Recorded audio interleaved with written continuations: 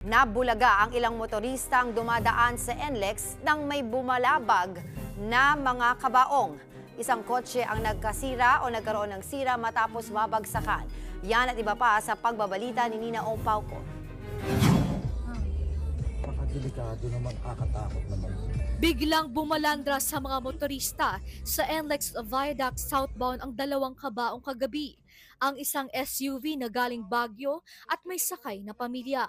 Tinamaan pa ng nalaglag na kabaong. Pero naiwasan ko po yung mga kabaong.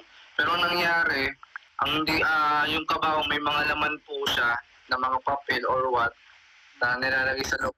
Puro po, yun po tumama sa aking bumper sa grille. Nabasag po siya. Agad naman humingi ng tawad at nakipag-areglo ang driver ng van kung saan nakasakay ang mga ataol. I-deliver daw dapat ito sa Marikina nang malaglag ang mga ito. Tuloy ang investigasyon pero heto ang paalala ng naapektuhang SUV driver. Kung inaantok ka, hindi mo nang subukan na i-drive, di ba?